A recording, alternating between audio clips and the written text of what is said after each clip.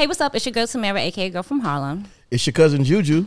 And this is Ray Daniels, a.k.a. the Culture Referee. And this is the Culture Report presented by The God Show. Woo! Let's get it. Let's get it. And today we have, you know, we always like to have people on the seat, in the blue couch that we can argue with, talk, mess with, beef with, all that other stuff. I'm scared. And before we get started, let me just make sure I shout out our sponsors. Without you, there's no us. Toten Carry, Yoko Vodka, and all of the other people that seem to want to be a part of what we're doing right now. I love all of you guys more than you can ever know. But today we have, if I had to say, by the way, this is actually a great show. Oh my God, this is so dope. Because I think you got 3 of the smartest people in Atlanta on the couch in the music business. Not saying nothing about Tamara, because Tamara's, but in the music business. So this should be a fun show. This guy is brilliant. He is a Virgo. Oh my God! Is that a requirement to be on this couch? I'm not saying. I'm saying he is a Virgo, and he's brilliant. And I wanted to bring him back because he dropped a book, but I also wanted to bring him back because he thinks left, and I like left thoughts. Man. So let's give it up for J.R. McKee, everybody. Everybody call him J.R. McKee. Thank you. And J.R. just dropped this book. Don't argue in the comments. J.R. just dropped this book called The 10 Artist Commandments. And I think, and by the way, and I know he my brother because he sent me a copy months before it came out to get my thoughts. Man. And it's really good. It's 10 principles to create enduring success in the music, in the business of entertainment. That's right. And he's here to talk to you guys. And, you know, if you're watching this, go buy his book. I'll make sure we put the link in the bio of YouTube. Or we put at the bottom of the page, but hopefully he gives us a code where we see where it comes from and we work out some kind of, what do they call that, Don Vito? Affiliate marketing. Affiliate marketing. Maybe we do some affiliate marketing. We sell it. The God Show and J.R. McKee. So everybody get it for J.R. J.R. welcome. Man. Welcome. And I'm going to hold this book on my lap while we do the show for as long as I can. But my brother, thanks for coming. Thanks for having me. What made you want to write this book? You know, I've been in the game 18 years, actually 19 now. So let me go ahead and stop saying 18. Because now it's been 19. I've been in the game 19 years, and I just have seen so many different eras, and it's changing faster than I ever seen. Like, we went from playlisting being the most important to TikTok being the most important to now TikTok don't even work no more. Like, that's like in a span of like 2 years. And so it's like the game's changing so fast. I'm like, I need to give people what they need to do regardless of what's going on in the game. Yes. I need to get them the principles of the successful people no matter what era they came from. And so I really went back over the last 18 years, and I'm like, okay, we broke artists in the MySpace era. We broke artists in the 106 and Park era. We broke artists in the TikTok era. What did they have in common? Because it wasn't their era. The eras were completely different. It doesn't matter if you do it right. It doesn't matter what era you're in. If you follow these sets of principles, you're going to be successful no matter what's going on social media, etc. And so I gave them the 10 principles. And so that's what this book is. It's the 10 Artist Commandments. So no matter when you're thinking about dropping your music, you're going to be successful. By the way, y'all know, you want to know how I know I love this brother and I fuck with this brother? Because I have a book I wrote too, called The 4 Artist Agreements. And why would I give someone a platform if that was my competition? But I don't see it as that. I see it as someone doing something important for our people. And to be honest with you, whether you buy his or you buy mine or you buy whoever, as long as you are investing in yourself, we're gonna be fine. And to me, I'm saying you should though, by the way. I mean, by the way, I want you to, but I just want people to see that there is no such thing as competition when y'all are friends and when y'all working together. And not only that, his book motivates me to want to go harder for mine, and that's what it's about. So I wanted to put that out there for people who feel like there's not enough room for everyone. There's room for all of us. I think it gives people perspective too. Both books, like, because it's like you're coming from the mind of this mastermind and the mind of that mastermind, right? To put 2 plans together. But can I tell you something? I will tell you something. So I read it. And it was funny because obviously I was in the middle of mine. I wasn't even done when I read yours. I was like 95% done. And when I read it, I was like, man, this dude is so smart and professional. And then I start looking at mine, because mine kind of comes off like a conversation. Like he spoke like a professional. Like, and I'm like, man, this mine look. And I was like, you know what? But that's dope though, because it's a different mindset. It's a different perspective. Like, you're gonna attract different people. But I'm an avid reader. And the thing that I've learned from books, and everybody should take away from reading any book, it's all about reading that line that's going to spark the idea. Yes. So it's not about what I wrote. It's about what when you read, what ideas spark in your head. Exactly. And so reading your book and then reading my book, it won't matter. It's not a competition. It's like read something that's going to spark ideas. Yes. And so reading from Ray's standpoint is going to spark a totally different idea than reading from JR's standpoint. Yep. And so that's why you read both of them. You read as much as you can because you want these ideas flowing. That's how you become successful. Exactly. And so I would just tell everybody, be avid readers. And if you want to be in the music business, find every JR and every Ray you can and buy their book. By the way, yes. And I was just telling this to Jack, Burgundy Jack, we was talking earlier, and I said, I learned because I'll have a conversation with 7 people. I'll call 7 people, ask them the same different question, and then that's how I learn. So it is about getting perspective, even though as I read yours, it's very in line with what I wrote. It's just, yours was like the lawyer up one. I'm like, I didn't mention lawyers, but my book to me was the prequel to Donald Passman's book. Like my book was, you don't need to know nothing about the music business until you know how to navigate through the people in it. And here's how they think. That was the perspective of my book. That's how to like win no matter what. Right there. I like that. I gotta read that too. I like that. And by the way, there's a mention. There's a story in the book where you were in the room for the story. Oh wow. And I don't want to say it on record because then it kind of gives it away. But I'll tell you when we off. But But so what made you want to do it now? Like. Right. The way I always saw you is that you are like, by the way, everybody, we in October 2023? No, November 2023. November 1st, yeah. JR is in January 2025 right now. Facts. Like, just being honest, right? So for me, it's like, I want to know what made you write it now, because I know it's all about part of a big, we spoke about it, by the way, but I know it's a part of a big plan. Right. You know what? A friend of mine reminded me that years ago, I told them, you know, by a certain age, I wanted to open a school. And I didn't even remember that. But I just know I always had a passion for educating people. Yes. And over the past few years, I've been doing that on social media via content. But I needed a different way. Like, you can't reach everybody with the same medium. Yes. And so I needed to put together different mediums to reach more people. And the book is a timeless way to reach people. And it'll be around for 100 years. Exactly. Yes. And also, that's why you have to write it in a timeless manner. Like, you can't write about the moment. You have to write about it in a timeless manner. So I wrote this book in a timeless manner so it can be a timeless piece. So we're #1 on Amazon in the music business. Yeah. But thank you so much. But by the way, that's what he was talking about. I said I want to be a New York Times bestseller. Yeah. And he said I want to be #1 on Amazon. Yeah. And I was like telling him my why. He was telling me his why. I was like, that's what I like about him. He's smart and he's on his own. I love independent thinkers. Right. But the point I'm making is the book that we are competing against to be #1, or we're competing against to be #1, is Donald Passman book. Yes. That book is over 10 years old. And so even while I'm #1 for the moment, my hope is that in 10 years, somebody's competing with my book to be #1. If I can write this book in 10 years later, still be competing, which Donald Passman is. So it's that excitement there that I was like, yo, I really want to do this. Did you set a number in your head? Of sales or? Of books you want to sell? I did. And I'm nowhere near it. No, of course you're not. I'm asking, do you have a number? I do. You want me to say it out loud? Yes. All right. How many books do you want to sell? I got a number 2, and I'll say mine with you. All right. Let me tell you my calculations. And so now I'm gonna break this down. So #1, this number that I came up with, it's not in total. It's my number that I want to sell in the near future. You know what I mean? It's my starting point, because and eventually these books should sell millions. Yes. But my starting point was 120,000. But the reason it was 120,000 is because that's how many songs get uploaded to Spotify a day. And so I'm like, yo, if it's 120,000 songs getting uploaded a day, I was like, I just want to capture one day. If I can get 120,000 of those people to read my book, fire. You know what I mean? And so I was like, let me just capture one day. And so that's why I wanted to do 120,000. But that's, like I said, that's my starting point. Like, my goal, I'm gonna go as hard as I can that I get to that number. And then the thing about a book is it'll take on its own life. For sure. You know what I mean? And so I want to get to that number and then let the book blossom from there. You want to hear my number? Okay, let me hear it. I ain't gonna lie.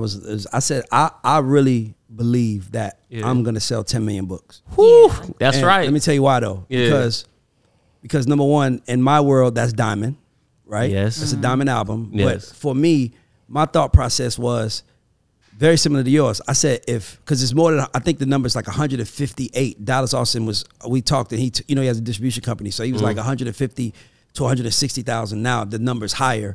And my thought process was, if there are on average 52 million songs that come out a year, then I should be able to sell 1 million. Well, I said 10 million books. That's obviously the final number. But my first short-term goal, not short-term, that's gonna sound crazy, but was 1 million. Because I was like, if I can sell to 2.5% or 2% or whatever the number is of the people that's dropping songs every year, then that's enough. But I believe that how you do one thing is how you do everything. So I believe that the 10 million number works because like Jack read it, and Jack was like, I'm not an artist, but it helped me. My writer who I hired read it, and who wrote it with me was like, Ray, I've written X amount of books, and she probably said like 40, 50 books, and she was like, no book that I've written has helped me.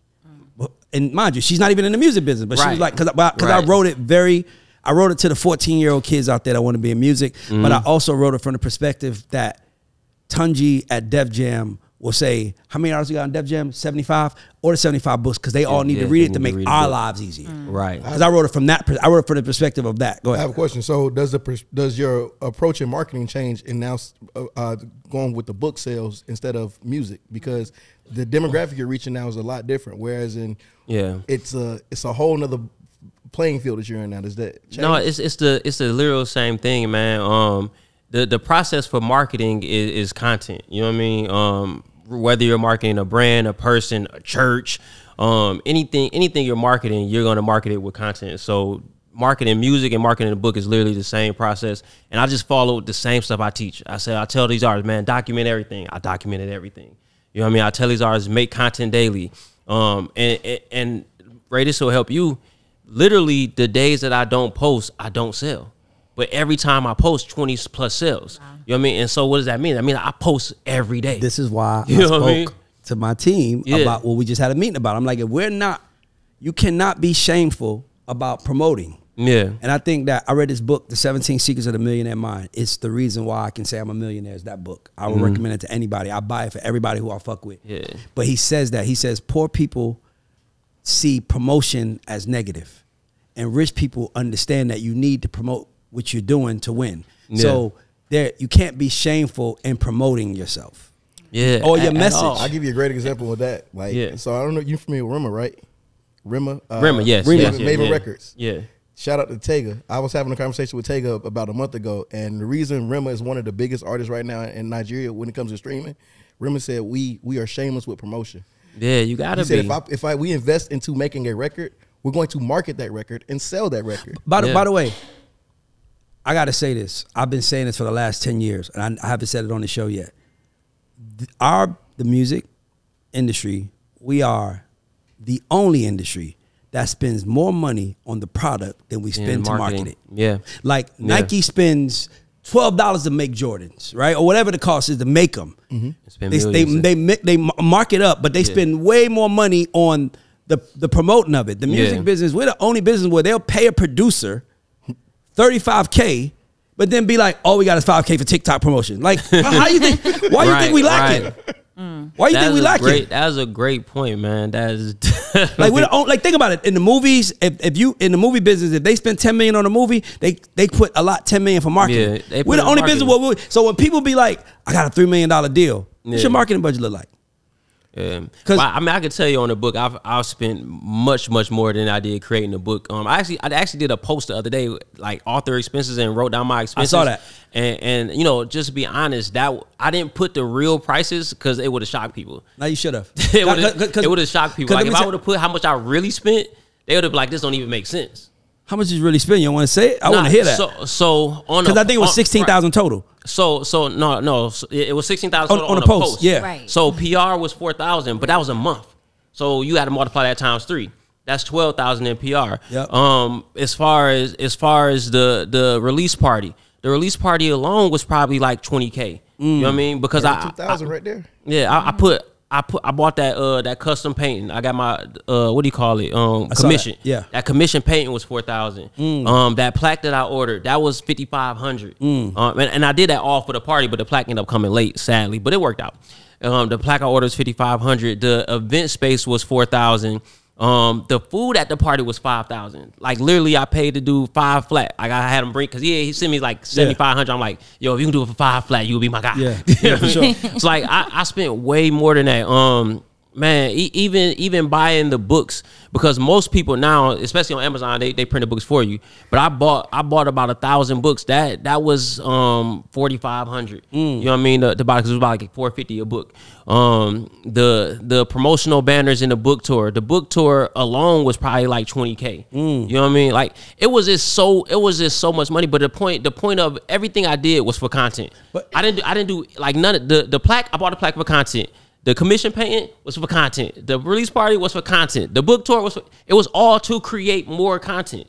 You know what I mean? I swear to God, I know what you're saying, because I ordered plaques, because in the book that I wrote, I was telling the story. So I'm like, I did this with this artist and I got the plaque to prove it. But I didn't have the plaque. So I had to make sure I ordered it. I wanted to make sure that when you saw it, so even on my house, like I had plaques on my wall, but I bought like maybe like 20 more, because I wanted to make sure, and that costs money. That was like $13,000.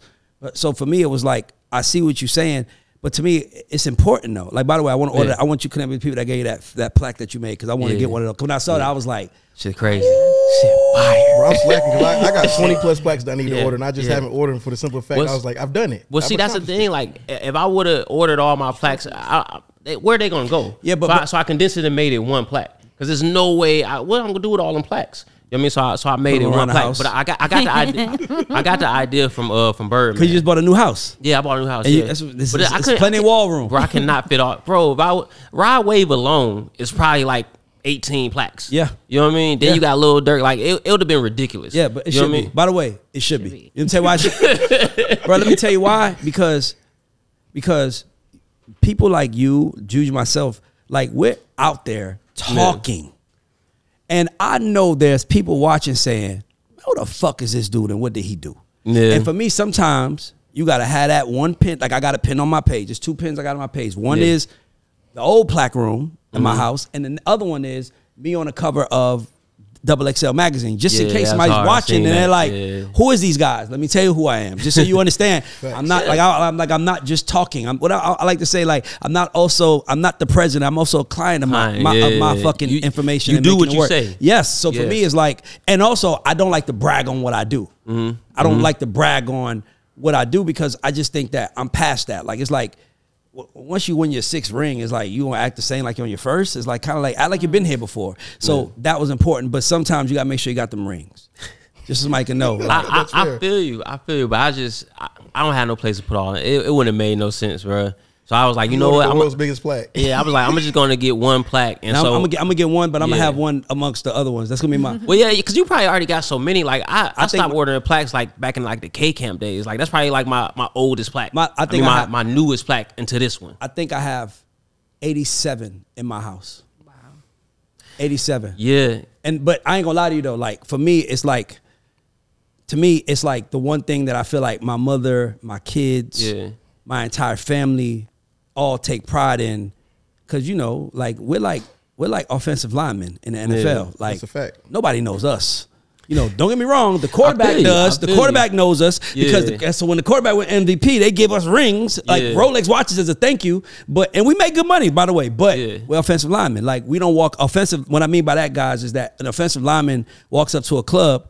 He has to say who he is. They don't know who they are. It's a big motherfucker. He like 6'8", 375 pounds. Who is this guy? He got to tell you, I'm offensive lineman for the day. Because no one cares about them. Defensive linemen get a little bit more credit because they actually sacking people. Like, but offensive linemen, their only goal is the block. The block. So for me, it's like, we're offensive linemen. So how do you let a motherfucker know, oh, I'm not like them though? Yeah, I'm a little bit different than those guys. Like, I'm actually that. So that's why I do it. Yeah. But I'm gonna send you the info, because like that's different. That's one. Well, when you have an 18-wheeler pull up to drop off your plaque. When I saw that, I was like, this nigga stop. He had a forklift take his plaque off. Yeah, I had to, man. But not only that, like, I feel like if people want to, like, I feel like I'm pretty sure that there are times where somebody's like, what does your son do? They like, he's in the music business, but it's hard. Like, I know what you do. I had to tell my parents, stop telling people what I do. Yeah, my mom don't have. So you know what's funny? They called me too much. This guy, he rap. He live in my building. No, I don't. Who? You don't know me. One of the last ones I ordered was for my mom. The last plaque I ordered, I gave it to my mom because I never gave her my degree. So I was like, this is what I do. So like all my plaques are at my mom's house. Like, I don't have any plaques in my house except for that new one. So my mom has all my plaques. You know what I mean? But I stopped ordering them years ago. You know, because I was living in condos. I didn't have no place to live as far as like a big house or whatever. But now I got that house, and I feel what Ray's saying, but I want to fill my house with art. It's like we buying art. Yeah, you know what I mean? That's smart. I got art in the house too. Yeah, but when you come in that bitch, you gonna see them. you gonna see them flags. When you come in that bitch, you gonna motherfucking know he's somebody. He's somebody. You could tell that from the house though. When they pull up to the house, they can tell we somebody. No, but when they pull up to my house, they be trying to figure out who is this somebody. Who is it? Yeah. So they like drop. They be like, who is this guy? The people who's trying to figure out who I am, I don't want them to know who I am.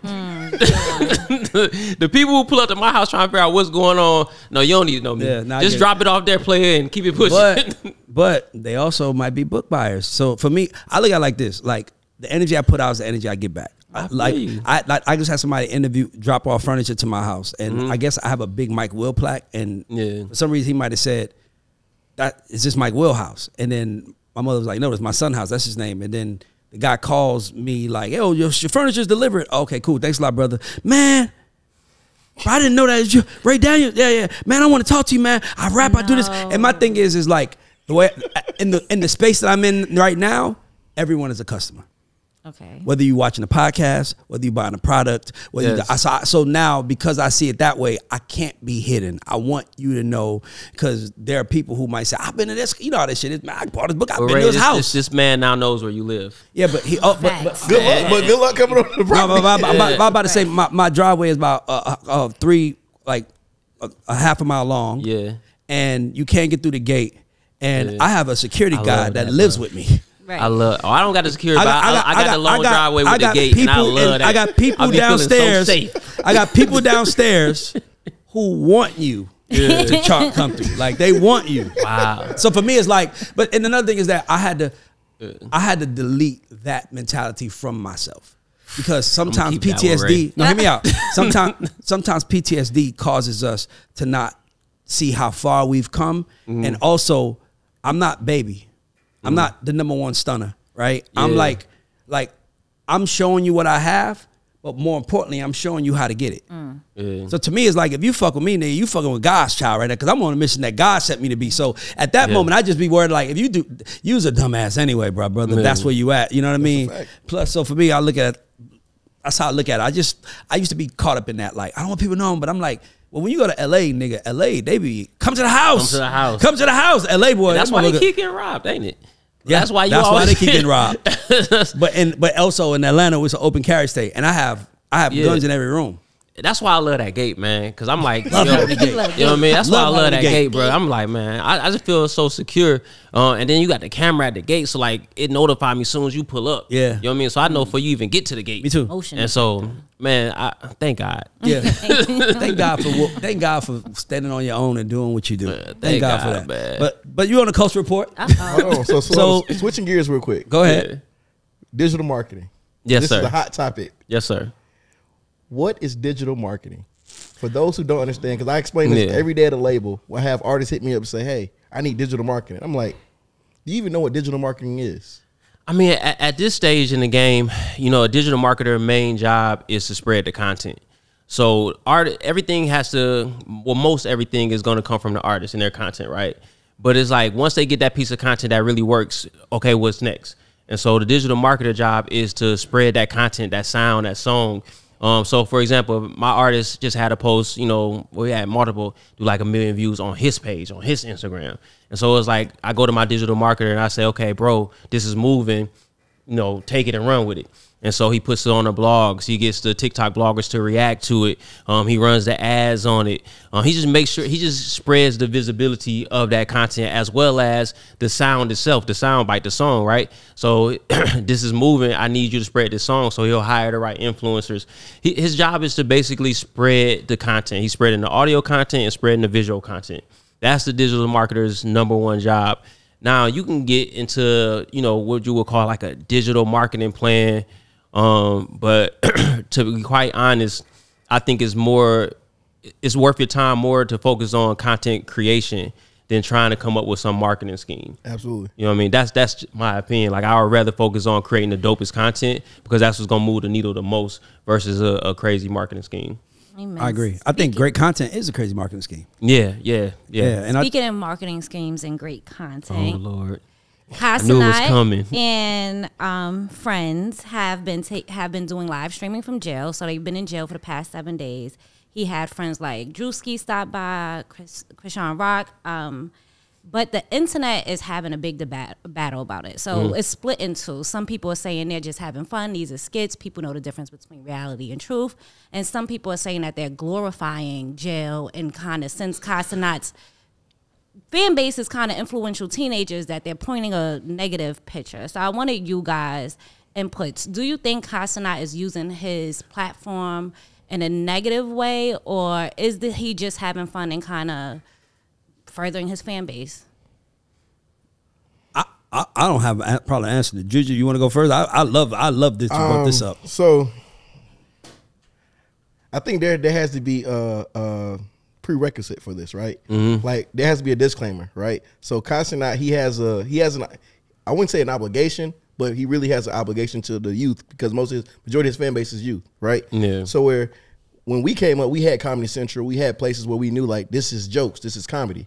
Right. Where I think the new medium, by him being a 24-hour streamer, you are the new Comedy Central for these kids. Right. So by you being in that space, you have to have a disclaimer where it says, I'm not glorifying this. This is not, jail is not cool, but this is all jokes. Where I think kids now, they're so impressionable that we're giving them we're not telling them that this is not jokes. So they're like, oh well, Cenat, they were in jail. Like these kids won't know the difference. Yeah, like they think it's funny. So I think that there's a fine line. Like there's a fine line between, we understand comedy and humor, but I can't say the same thing about a 12-year-old that's in 8th grade right now who's like, well shit, I play GTA every day, or I play Call of Duty, like, and that's their mindset. I listen to Youngboy all day, like their mindset is already set as what it is. So it's a fine line.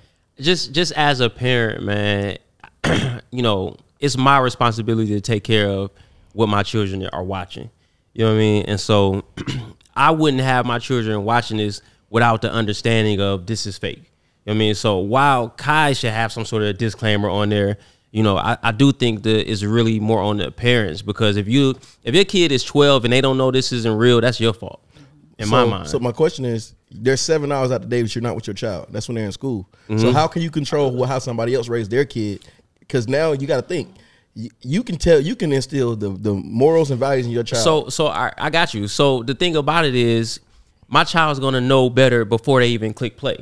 You know what I mean? So it's not about I didn't catch them in the act of watching this. My child is gonna have the knowledge and understanding of the world to know what's real and what's fake, because I'm gonna be trained them the right way. And so my point is, if my child knows the consequences of right and wrong, and they know what's going on in the world and the possibilities of what they can face in the world, then when they click play on this, they're going to be wise enough to know, oh, this is some BS. You know what I mean? They just having fun. I can laugh at this, but this ain't how it really go. And so I just feel like it's on the parent, but it's also on Kai to have some sort of disclaimer on there. You know, if there's no disclaimer, I have a problem with it. But if there is, then it's like, okay, you should have taught your kid better. Absolutely, got you. My thing is this: he could have picked any place to go. I think what Kai did with going to jail is what's wrong with today's society. We don't take nothing serious, right? That's for sure. Everything is a joke, and like you're in there laughing, joking, playing, and there's people who are really in jail trying to get out. Like, let me ask you a question: you think Thug thought it was funny? Not at all. And then now here come Chopper, right? You think Wife and Lucci thought that was funny? You think a nigga that's doing? To me, I feel like the internet is dangerous because there are no rules and responsibilities, and as long as it got views, it's a win. And to me, that was like, I like Cenat, by the way. I talked about him, but to me, that was one of those like, my nigga, you stupid.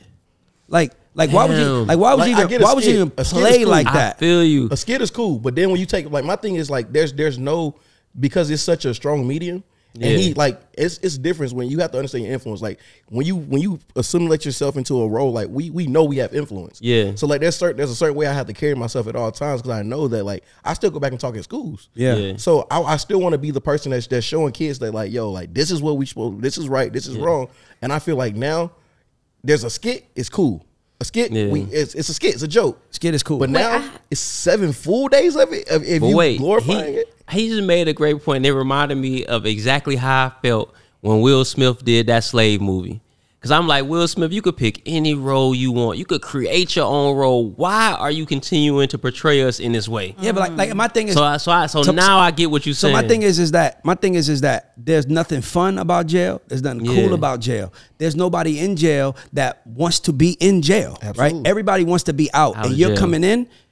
That's whack. Like Scared Straight was not a joke for us. That was like, real. It was real. But not only that, 60 Days In was great because it was on some spy shit on how it really goes down in jail, right? Yeah. But that's enough for us. Yeah. That's I will watch you do it. But for me to have this kid in jail, I saw Chopper 2 acting like somebody trying to fuck. Like that shit is not fucking funny. I don't know nobody who's enjoyed jail after booking. Like once you if you really been to jail and you go sit in booking, you like, God damn. But hit me up. But she know about that. But Chris Rock has a famous joke from the late 90s where he said black people are the only people who, if you serve time in jail, they're gonna throw you a release party. But if you come home from getting your master's degree, they like, we don't give a fuck. And to me, what Kai did was set us back. Like, nigga, you could have easily just went to Harvard and said, I want to be a student at Harvard and live in a dorm and show us that. That would have been dope. Why jail? You know why jail? Because y'all don't think that y'all can end up there. Yep. Y'all think it's a joke, right? It's Until like, it's real. It's a joke. It's a joke. And to me, that's what JR said as parents that we have to be able to do. Like my issue with today's society is that we don't speak enough about the consequences. That's why I like the rap that I grew up listening to, because he gave you consequences. What we do is wrong.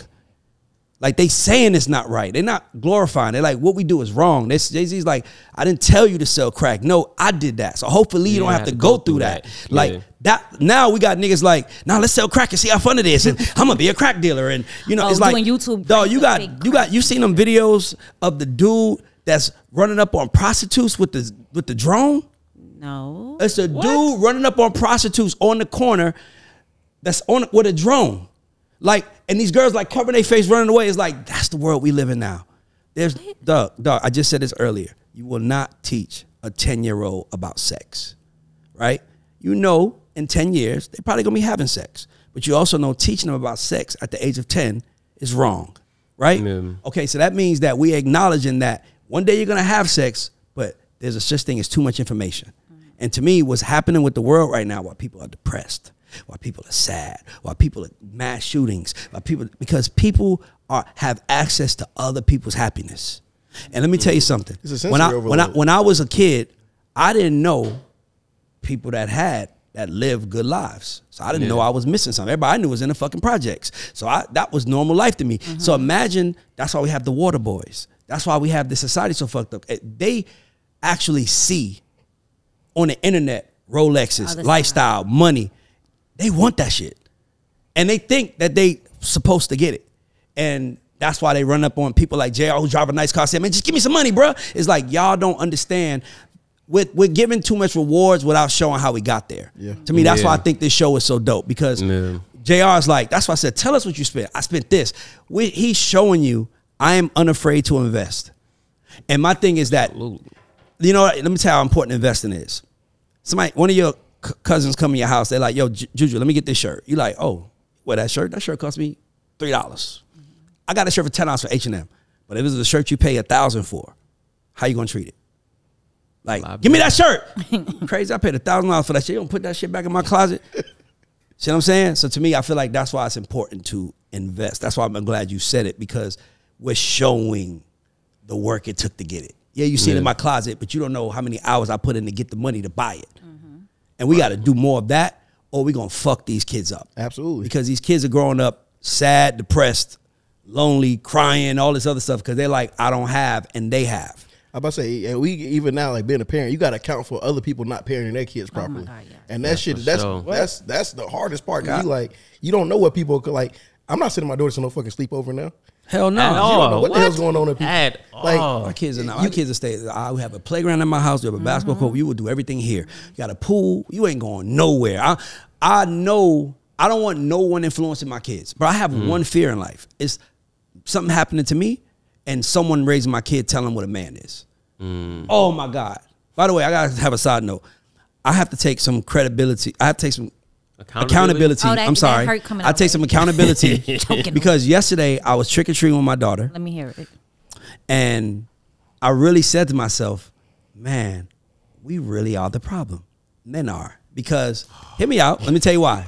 What is happening? Let me tell you why. Let me tell you why. Something great is happening. Hear me out. What is happening? So my daughter's trick or treating, and my daughter she's 6, and now while we're trick or treating, she wants to sit on my shoulder. So now my daughter's like, I don't feel like walking around this neighborhood, so she rides on my shoulder. And every time I did something, she kissed me on my head. Like she would kiss me on the top of my head because she was on my shoulder. So it got to the point where I'm like, every time I did something, she was like I got her some candy. I knocked on the door, She was like, Daddy, you deserve a kiss. And I was thinking to myself, some little boy gonna have hell because she thinks when you do something nice for her, all she has to do is give you a damn kiss. It really hit me like, man. Hold on. Like, and mind you, I wouldn't do that with my son. And I would let my son sit on my shoulder, but I wouldn't tell him like, thank you for a hug. It's like, he's a boy. So the girl, I was like, damn, I'm really fucking my daughter up. And then the crazy part to me, I just say this one more part. Yeah. Love it. My daughter's heavy, so she about 60 pounds. So, I'm walking through dark neighborhoods. And by the way, she ain't got no jacket. She forgot a jacket at the house. It's cold last night. So now I got to give her my jacket. So I got a t-shirt on. Walking in the freezing cold with her on my shoulder. A father's love, man. What? Yeah. And I was just like. But she's just the princess and of the she's just castle. like, and then she got to the point where she knew I was tired. She could tell, like, not she know. By the way, she couldn't tell, but my brother-in-law was there, my sister's husband, and he kept saying, like, leave your dad alone. And she just started getting sweeter and sweeter, like, Daddy, I just can't believe that my daddy is so good. Ooh, and you're gonna get back on your shoulders, and you're gonna give me the view. And I'm like, and at that point with JR, I'm like, I need to stop this shit. Right. But I went along with it. I'm like, I'm fucking her. Oh, she's getting a Bentley for her. So I understand it now. Like, I should have told her a kiss is not enough. But what am I setting the standard up if I tell her a kiss is not enough? Yeah. When? So now I'm like, I don't know what to do now. All I know is that it's a difficult I'm fucking line. up, and there's gonna be some little boy's problem in the future. That's all I do. Some little boy gonna be like, I hate your goddamn father. That's what he taught you. I need you to get out there and hustle. No. My dad told me I'm a princess. I'm trying to tell you. Yes. So I had to tell you that on record. I take the blame. You go to the next subject. I just say that. I'm still shocked. Like, I'm just like, thank you. This is like a life moment I've been waiting for. So, let's go. All right. So next thing, Keith Lee took over Atlanta and has everybody in shambles. We spoke about this. We actually have a clip going viral everywhere right now about this. Sierra texted me this morning with the clip. That's how I'm like, I'm no. All right, so the people who don't know, Keith Lee is a famous TikTok food reviewer. He has over 1 million followers. He goes to cities for the most part, not more smaller towns, but bigger cities, and reviews their food and the service, and really acts for a non-biased experience, and it really stands on that. So he came to Atlanta, and anybody who lives here, and I will say this, I used to be a GM of restaurants. I've ran restaurants. The culture is different here. Not just with black people in Atlanta in general. The culture here is completely different, and he got a bit of that. He went to Candy's restaurant. He went to Chef Harper's restaurant. So that's Toast Old Lady Gang. And where else? Milk and Honey. He went to Milk and Honey, and he started with Atlanta Breakfast Club. So those are all big hitters. Like on the weekend, it's homecoming weekend. I can only imagine what that experience was. So our clip that's going viral is about me and you kind of going back and forth about. Not kinda. Yeah, it's a little, we was arguing. A little aggressive about customer service in the black community in general. So let's talk about customer service in the black community. I want to say Keith Lee is a hero. I agree. Yes. He's a hero because he's not because of what he does, but because of how he does it. Like the fact that he sends his family in, so now you don't know, right? And the fact that he's like, he always pays for his food. He left when they said only 5 minutes for you. Yeah. Like, oh, you're going to give me special treatment? I don't want special treatment. I want to know who you are. And he left. So to me, I respected that. I respect that he did that. But it goes back to what I'm saying. I think the only thing separating black people from generational wealth and life-changing opportunities is our service, is our views on servicing customers. Yeah. I think if we change, and the reason why I am a testimony of that, I tell this story in my book. I'll tell y'all now, I used to work at McDonald's. And when I worked at McDonald's, they told me the only object is to get the customer in and out in 30 seconds. That was the only goal. And when I went to go work for Chick-fil-A, after I got fired from McDonald's for giving away an extra barbecue sauce, That's crazy. I went to Chick-fil-A, and the guy at Chick-fil-A asked me how much I made an hour. I told him. Then he said, I'm going to pay you $2 extra. And when you're 16, that's pretty good money, right? Because if you're working 30 hours a week, that's an extra $60. So he's like, I'm going to pay you $2 extra an hour. But you know what I'm going to pay you for that? You know what that extra $2 is for? No, sir. For your smile. I don't care if you're cooking. I don't care if you're in sweeping. You need to have a smile on your face, and that's what the extra $2 is for. Now, when you go to McDonald's, you see 5 cars, you're probably going to wait 30 goddamn minutes now, right? They lost their way on that. But you can see 30 cars in Chick-fil-A and you're going to get in line. You know why? Because they're going to stay. They have someone at the window that if your food is taking long, they bring the food to you. So they service. So for me, then I brought that mentality in the music business. So I managed some pretty successful people, and I've seen some very pretty successful people that didn't last. Like there's a lot of people that had runs. And you try to find out, why did they fall off? They fell off because they treated people like they needed them. And the way I do business, I treat people like I need you, because I know I have no business without you. So I treat you like that. We would treat any artist we work with like Beyonce before they was Beyonce. Like, dog, when we met Lizzo, Lizzo was nobody. Nigga, we treated her like she was Beyonce because we felt like if we did our job, she'll be that big, and look what happens. So I feel like the only thing stopping black people from being great, from running the world, because we are the most magical, most talented, most gifted, most everything, and we can take anything and make it better, but we don't take pride and value servicing our customer, which in turn is basically saying we don't fuck you and your money. Yeah. And that's why you ain't got no money, because your attitude is like fuck you and your money. I think another issue too, and shout out Keith Lee, because what he did was like, that shit was bravo. Like it was spot on. I think a great issue is like Atlanta has always been a place of like family and culture, right? But now you have all these new people who come into Atlanta and they're trying to establish businesses, but they're like, you got to see who, you got to know who I am. There was once a point in time when you be in Atlanta and nobody's a celebrity. We all hanging out in the same places, enjoying the same shit, doing the same thing, and nobody got treated different. Whereas now it's like, because he thought he had stature, oh, you can help me. Now it's like, now they have that mentality. And I think that has switched over the last, I would say 5 to 10 years. It's really got to a place where it's like, dog, this is not how we operate. This is not why the Beautiful worked. This is not why Mustard Seed works. This is not why Busy Bee works. Like, yeah, but can I tell you another thing though? I just want to jump back before you say something, JR. Here's another thing about customer service to me that I want to say is important. When you're 16, 17 and you're spending money, you don't know the difference. You also don't know the value. But as you get older, like how JR said, I pay a PR person, I pay for this. As you get older, the more money you spend, the more you want to feel good about spending it.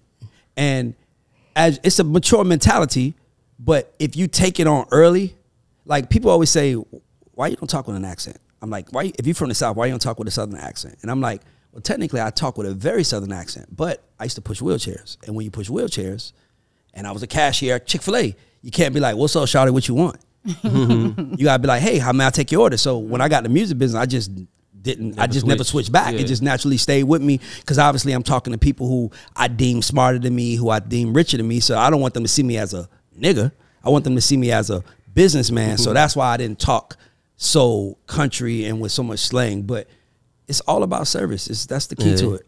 Now I was just gonna say, I mean, we have a family business, myself and my family, and so I got to see like the detriment that bad customer service can have.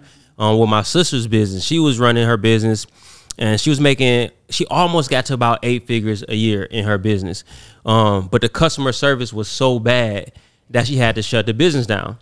And so she shut it down. She just rebranded the same business. She was doing the exact same thing, but this time she focused on customer service. That business that couldn't make it to 8 figures a year is now a 9-figure a year business, and it's the same business. Just now she understands customer service. It's so very important to the story, by the way. Yeah, so watching that, I was able to see, like, okay, when I do start a business that demands customer service, I know to focus on that first. That's the first and most important thing to a business. Can I tell you the most ironic thing about what he said? I don't know if you mind me saying this, but I feel like I should say it because it's not like it's something. Go ahead. I don't even know what you're going to say. When his sister was running that business, she was dating my cousin. Oh, wow. I didn't know that. Duran. That's your cousin? That's my first cousin. Okay. You know my cousin Duran that be around here? Yeah. I ain't seen him in a minute. Guess what he doesn't have? Business out there. Guess what he doesn't have? What? A great attitude. No disrespect. That's real. That's my fucking blood cousin. I love him. But that's my cousin. That's my first cousin. Okay. Nigga, she broke up with him. You're Well, it wasn't him. No, I'm just saying. No. But I'm saying no. But it was. But let me tell you why it was him though. Let me tell you why it was him, because you are who you're influenced by. You are who you're around. So sometimes, if you know, dog, nobody has more influence on you than the person you laying with. Next to, It's weird that people don't take that as serious but the person you laying next to has the most influence on everything you do. And it can be infectious. Like a lazy person can't deal with a motivated person, and the lazy person stay lazy, or the motivated person stay motivated. Somebody's gonna tip the scale. Yeah, you gotta. I mean, what do they say? Like, the top 5 people you hang out with are gonna be the example of how far you're gonna go. Agreed. You know what I mean? But yeah, the customer service thing was Right. like the killer, it's the key, bro. It's the key. It's the key. And my cousin, he's smart, but he's just not friendly. He's just like, "What's up? What you want?" Like me, I understood Even it. experience. What I get an experience. I want to blame men. Oh, because wow. this is what I like to do. How did we Let's go. get there? Let's go. I have a whole Let's go. way I'm going here. So I've been in Atlanta for the past 10 years, right? So I seen and I ran a restaurant that was started by a man, and then he tried to get his wife involved so she could implement customer service, hired all these people. He didn't want to do that. He wanted to run it how he ran it. Anyway, men tend to start these restaurants, right? And they try to clubberize it. I don't know the right word. That's a good word. That's Atlanta though. Atlanta, yeah. Oh, Atlanta men. I'm God. sorry. I'm not talking about the world of men. Atlanta men in particular. No, you're right. Try to clubberize these places, and they don't run it with customer service in mind. They want the bad girls in there that want to smoke hookah, that they think are going to bring men in, that don't, that... You know what I'm talking about, right? Me and you and Don Vito was just talking about this. But that's what it is. The They first started place running it that, with the they most wee-wee. innocent place for love, for young black love, is the skating first place rink. they start is the skating rink. Okay, yeah. We just talked The about first it. place you start when you're a young black kid, the first girl who hand I held was skating. I'm with you. I was in the key. Like skate. Everybody that was when you got the girls' numbers. I went to an event at a skating rink. Juju, Don, and all of us went, and they had fucking hookah in there. No. Oh my And God. I was so hurt by it because And a mind you, full bar. and here's the problem. Okay, now I'm gonna blame women. I got y'all. Here's my problem. I got y'all. Let me respond. we want the hookah? Hit me out. Nope. Yeah, y'all want the hookah. Women have no shame in nothing today. Nothing. A chick will know. Like, let me give you an example. A chick, Blueface has had all this drama with Matt Stafford's wife. I don't know if you're familiar with that. Yeah, I saw that. Because Blueface had dancers dancing In the- in the booth in the suite Right, at the right. Rams game, strippers dancing. Now, I think that was ignorant on Blueface's part. Let me be clear. But I think it's even more ignorant on the women who want the money that bad that they willing They would to do it. Yeah. So for me, I feel like this. Bruh, women have made the world very ratchet. Like, they want their ass out. By the way, I just saw somebody say something very important. Women have taken Halloween from kids.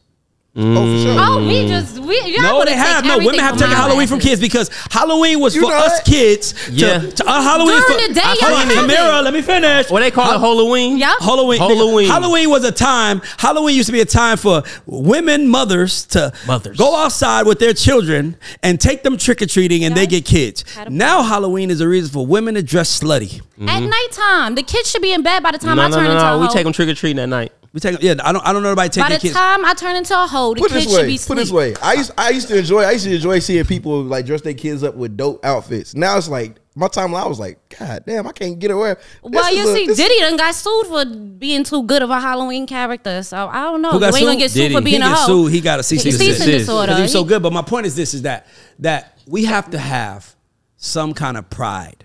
Because men As don't have any standards anymore. No. If men set the standards higher for women and a woman that they spent their time with, What are their we life talking with, about? their Is this money about with, restaurants? Yeah. I don't know. We went to hoism, Halloween. By the way, I love hoes. I just feel like hoes need to come out Ray, so I after a think- certain hour, and they should not be in Whole hours. like it's like dog. There are women who I was at a party last night. It was freezing cold, y'all. Yes. Number one, it was freezing 40 cold, degrees. Hoes and it don't was get chicks cold. walking around with because it was Nelly's birthday party, so you had to wear army gear. It's chick walking around with army gear, with basically with a slit up here, whole ass out. Baby girl is freezing.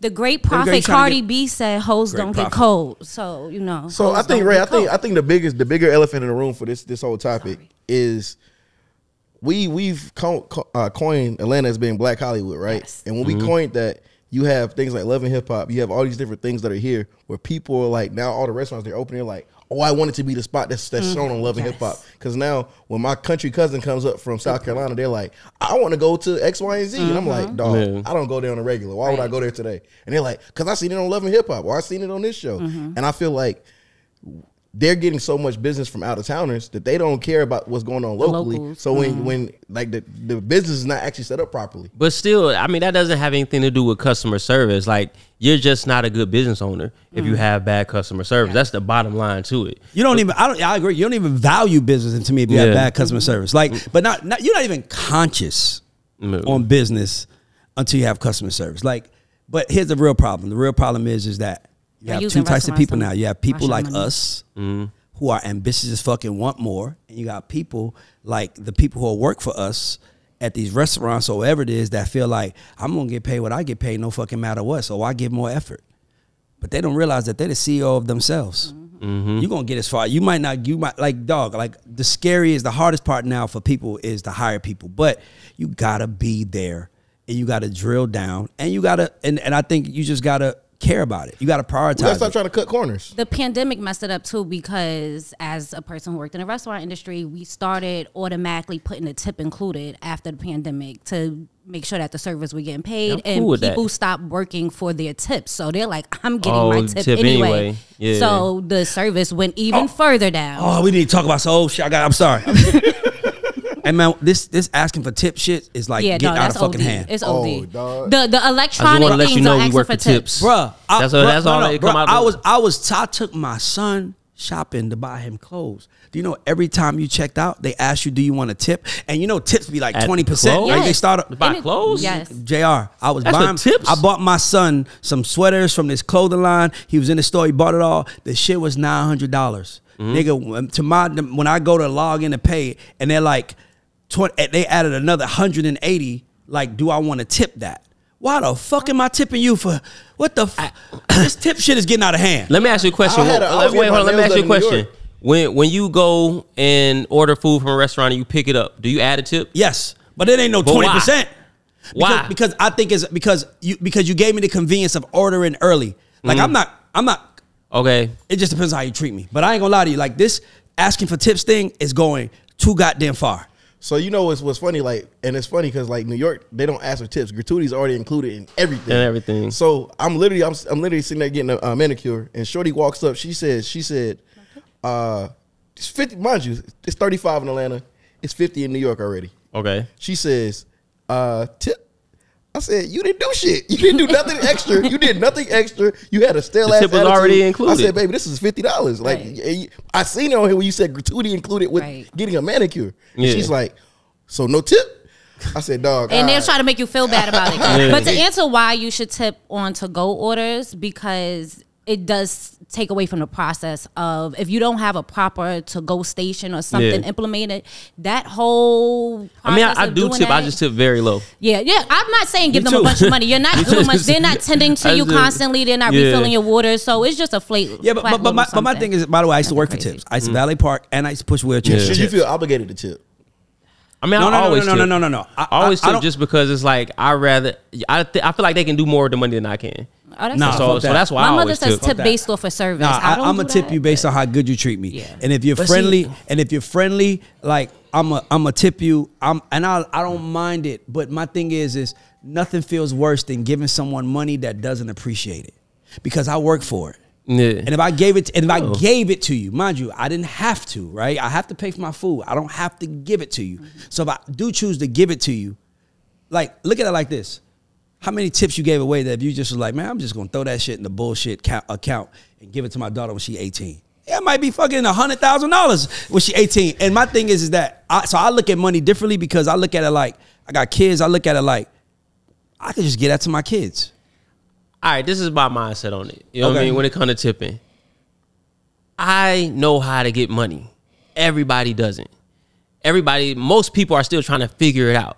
So to me, it's like, if I can help you on that journey, I'm gonna have this money regardless. So I always, and if they do have a bad attitude, I try to tip to make their day better. So like they obviously, this is my mentality. They obviously have something going on. I've seen them going. I've been there. I've done that before. I've seen waitresses like be in the back crying. You know what I mean? So it's like I try to make the day better for them. I give them a tip. If you smile more, people will be nice to you. Yeah. There's your tip. That's your tip. Because I'd rather teach you how to fish than give you fish, because I've been giving a lot of fish away, and I realized that they will take their goddamn fish and go the opposite way, and then you stuck in your office working trying to get more than But Ray, we ain't talking about a bunch of money. We talking about $30, $40, $50. And to me, I feel you on that, and I understand it's not a bunch of money, but that doesn't mean you deserve it. I'd much rather give it to you. Though, I've been in a situation before when I seen like I've literally watched the waitress get chewed out back in the back, and her attitude that changed her attitude. So if she came out there, I made sure I left her $100 tip. Let me tell you a story. I gotta tell you something very important. I used to work. I said I worked for Chick-fil-A. It's something that I really don't say, but I'm gonna tell y'all. When I worked at Chick-fil-A, my mother was the manager. Oh, okay. So my mother was the manager, and she was the nighttime manager because Chick-fil-A closed, so somebody had to clean the restaurant. That's what my mother did. And I remember somebody treated me bad at the job. And I remember I went off. And I'm 16 now. My mother said, and I said, I don't like how he's talking to me because he's my age. You got them young managers. And my mother was like, I don't care how old he is. He's an authority figure. You better fix your fucking attitude. And she trained me. My mom trained me to work, by the way. Like, she trained me to work. So I have an appreciation and an understanding for people who work, because I was once that person who was trained to do that. But you have a bad attitude because of you, and you gotta deal with that, bro. Ain't no telling what none of us went through. Right? I could have had the worst argument with his wife in the car. If he bring that into us, one supposed to say, let's make it better by, man, fuck all that. You need to go outside. What Puff said to that dude that day? Hey, I'm gonna give you 30 seconds. Take a couple minutes, go outside, fix your energy, come back. Because in my mind, that's not, bro. I don't bring my shit to the table. Don't bring your shit to the table. That's real. I think that there's for me, there's definitely a level of separation. I don't have to be in their world. You know what I mean? And but you set them up to stay poor, JR. I'm not thinking that deep into their world. All I know is like, if you come across me, you're gonna have the best experience. I agree. Whether you have a bad attitude or not, like you could have went through something. I don't know. I don't have to sit and listen to your attitude. Here's $50. Have a blessed day. I'm going about my business. By the way, I tip, and I tip well, but that's why I'm frustrated, because I do tip, and I do tip well, and I feel like, give me a reason. Just give me a reason. I mean, like, I'm not asking for you to ask me how my day was, but a smile. Yeah, because I hate when they talk to me. A smile. Like, and by the way, every restaurant I go to, I always ask the waiter their name. Anybody been out to eat me? I always say, what's your name, sir? Michael. Try to remember. I always be, because I want you to have an experience with me. And plus, because I'm a habitual spender of things, I need to get that special treatment. Like, when I go on motherfucking G-Star or any store I walk into, nigga, I don't give a fuck what customers they got. They gonna stop for me. Because they know I'm gonna spend some money, and I appreciate that, right? But I also want to feel good about the money. And what if they ask you for a tip at G-Star? They don't, and if they did, I'll stop shopping at G-Star. Get out of here, bro. Let me tell you something. I'm a naturally a seducer of life. Like, I look at myself as a natural seducer. The one thing that you don't say as a seducer is no. So don't put me in a position to say no to you. Why would you fucking do that to me? Don't put me in a position. Now I'm buying some clothes, and do you want a tip? No, bitch. I want my fucking clothes. By the way, tipping was, I don't know if this is a fact, but I saw a video where they said tipping was created during the Great Depression because businesses were suffering and they couldn't afford to pay their employees what they need to pay them. So they said, we'll open up to the community to help tipping. That shit has taken on a whole nother lifeline. Service used to make like $2.25 an hour, and that's why the tipping was. That's what I did. In New York now they that's make what I did. minimum wage. Yeah, I had like that small minimum. I was a terrible waiter though, so I deserved my little tips. I was terrible. I was a great valet parker. I'll run, because when you valet park, you got to run for the car. Yeah, you got to run. Like, as soon as I run and I get outside your site, I start walking again. Ray wants y'all to know he was running. I start walking again. Black businesses, customer service But I let you see me running, though. Customer service first, black business. Black businesses, if black entrepreneurs, black people in general, a smile will take you so much further. But you know what? You know what? This goes into music too, because I always tell artists you can't treat your fans like you're more important than them. Like you had to treat them the same way you treat everybody else. Like a fan is not a lesser than you. That's the person supporting your lifestyle, bro. So you had to treat them. So customer service in music goes the same for the same thing. My book, 4 Artist Agreements. The fourth agreement is always be thankful. Yeah, because if you're thankful, let's take it further. Let's take appreciation further. If you are thankful for God waking you up in the morning, or if you don't believe in God, you're opening your eyes in the morning, you're going to carry your day like that. If you're thankful for the opportunity to sit on this couch and have a conversation, you're going to treat it like that. Yeah. Like you have to lead. You can't become great without being grateful.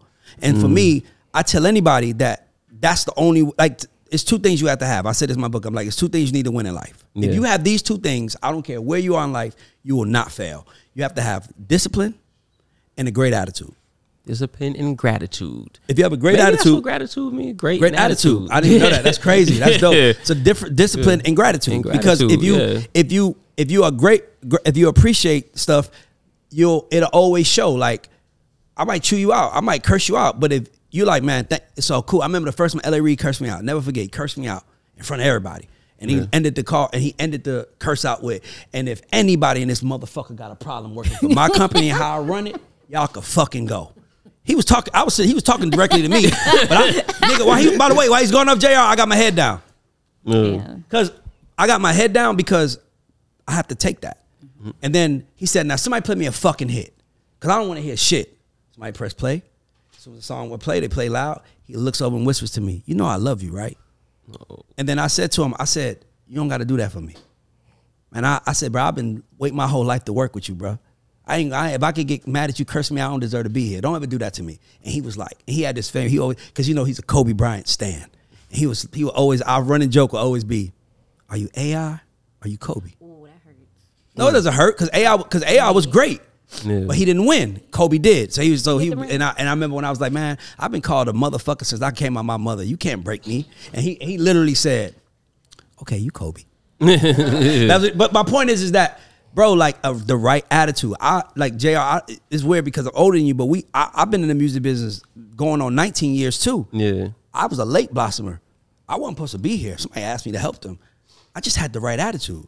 I just didn't think no one owed me shit. Yeah. I just felt like, man, I'm lucky to be here, man. So let me act like I'm lucky to be here. I didn't know that made people like me. That made people say, I want to help him. It would be people say, I want to help you.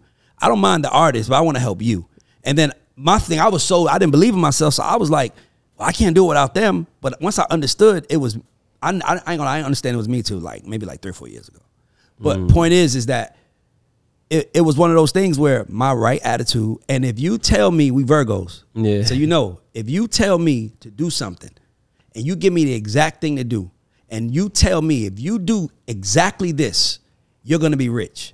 Nigga, I'm doing exactly that. That's what I mean by discipline. Yeah. That means cutting off all girls, cut them off. That means getting rid of your shit. I'm that disciplined. Right. And I know that's what made me why I became, because I didn't really have no talent and I wasn't that smart. I didn't know shit about the music business. I was just disciplined as fuck, and I had a great attitude, and that's why I'm here. So that's why I say I believe you could win at anything in life. You could be in the NBA. I mean, how many NBA coaches are not fucking? How many NBA coaches didn't play in the league? Nigga, how did they get there? They have the right attitude. And then I was talking to an NBA player, and he was like, I was talking to Lou Williams, and he was like, the NBA is not about how good you are. The NBA is about how well you work within a team sport. So he said there are certain players who are great, but they got the wrong attitudes that's going to affect the younger players, and they don't need you giving the younger players bad habits. No. See what I'm saying? So attitude is everything.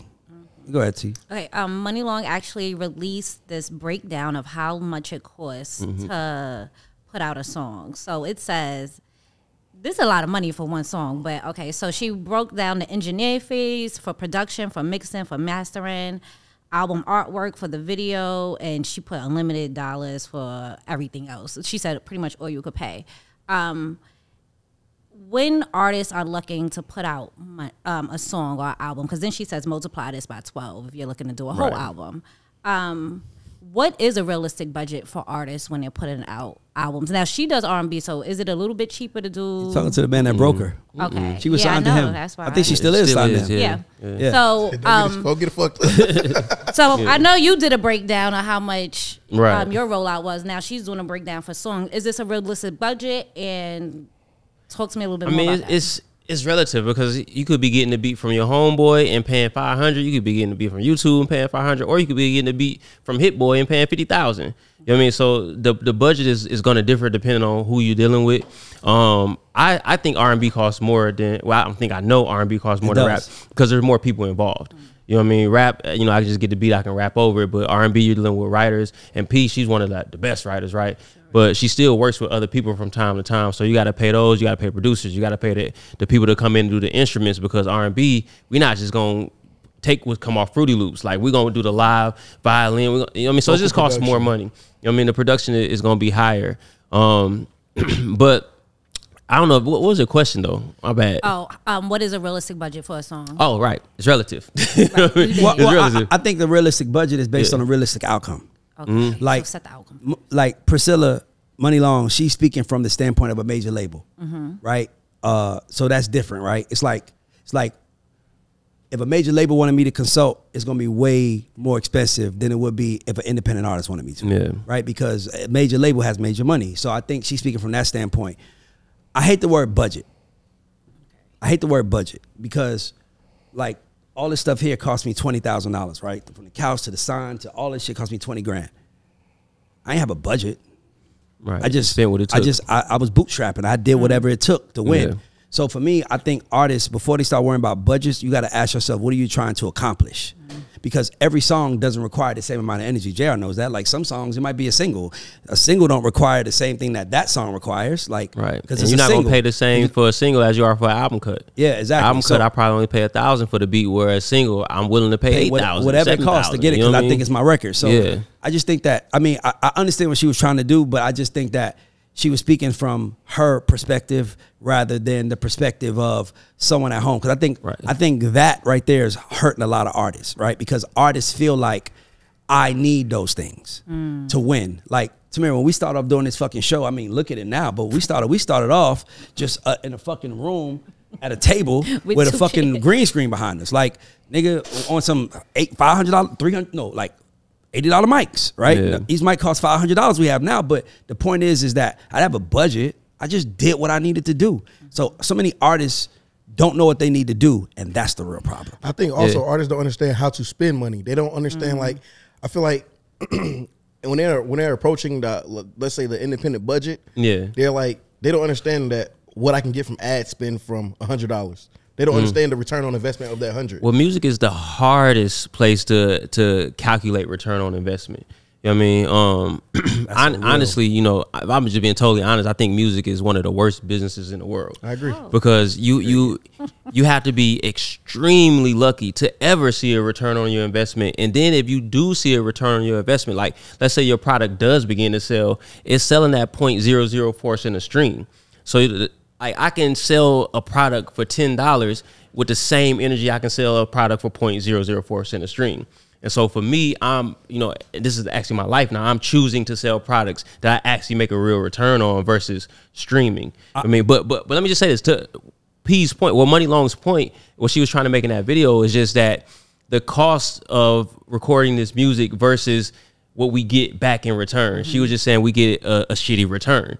And she's absolutely right. But that's why most artists are moving towards selling their music again. Like, going back to actual selling for $10, $20, $30. Like, Lil Russell is selling his music. His last album, the day it came out, he made $16,000 because he sold it as opposed to saying, hey, go stream my music. So that post that she put was inspired by even.biz, because they put out that post of this is what it takes for an artist to make a song. Well, that could be true that it takes that much, but if you actually sell it versus waiting on streaming, you can get that return back much faster. That was the point and what they were trying to say. Yeah, the music business is terrible. How do I buy it versus streaming it? I thought if I stream it, I'm buying it. So think about it like this. I'm sorry, if you're just to answer your question, streaming is access. Like, streaming is, I'm paying you $10 a month for access to all the songs that are on your platform. Yeah. Okay, my Apple. The minute that you don't give me that $10, you don't have access. When I buy it, whether I pay you the $10 or not, it was a one-time transaction. Oh, Yeah. that's the difference when. Yeah. Well, another way to understand it is when you're streaming a person's music, you're paying a middleman. You're not paying Money Long $10 a month. You're paying Spotify to stream her music, as opposed to Money Long saying, "Hey, you can buy my album." When you do that, that money goes into her pocket. You see, so that's the big difference. And on top of that, when you get the streaming revenue, you get that 4 months out, as opposed to if you had bought it, she would have got it that day. You know what I mean? And another thing he said is that the one thing I don't like about streaming is they try to minimize numbers, right? Yes. So like 1 million plays is a fucking lot. Yeah, Like whole lot. if you, But the conversion on what you getting paid from million That's plays, right. Like 3,500. no, like $3,500. that's my point. It's filthy. Like 1 million plays is a lot, and you literally are getting Less not than even a pennies, penny. less than Yeah. pennies on that. Yeah. So for me, it's like, how much is a fucking play worth Hold to on, you? so I got a stat for you, Go and ahead. this is funny, right? Mm-hmm. If you have 1,000 monthly listeners on Spotify, you're in the top 7% of artists. If you have 10,000 I saw monthly that. listeners, you're in the top 3%. If you have 100,000 monthly listeners, you're in the top 1%. Does it feel like it? No. No, not at all. Because the crazy part is, and this is what we keep coming back on, this ongoing idea. Gotta But send me that tweet. we don't have lobbyists that are here for music. That Well, say, I think that we do, right? We do. No, We do. hold on. Yeah, Now. yeah, we do. we do, but we don't. They're not speaking on the fact that they're speaking on behalf of The machine. The machine. They're not Yes. speaking on behalf of the person that's the independent artist that now has accumulated 50,000 monthly listeners on their own, who has 40 million streams. Where it's like Spotify Apple Music, and Spotify walked in and said, "Hey, this is what we paying you. Yeah. I'm gonna cut a deal with the majors. We're gonna pay you this. The majors gonna get paid regardless. We're gonna cut you this, and then y'all figure it out." Hold on. And then Spotify also is passing a new rule rule, where right? you have to make a Minimum. certain amount of streams for them to even cut you a check, which is You have to have how? over 100,000 streams on what's 10 songs, at least 10 records. That is No fucking way. insane. That's not the. That's, Is that the number? Because I never knew what the number was. If they do that, they're gonna lose everybody. They can't. yeah. That can't be the number. I thought it was What is it? 1,000. What's the number? Well, I while thought it was y'all look that up, 1,000. Somebody did ask us. They commented on this last week, and they do want you guys to dive into it. So it says, in the next episode, please discuss the recent change Spotify announced about how they will pay artists for streams in 2024. This will be a new threshold of a minimum annual streams a track must have before getting royalties. I would love to hear you guys. I want to say something to JR first. I know this is the coach for, but I just got to ask you this.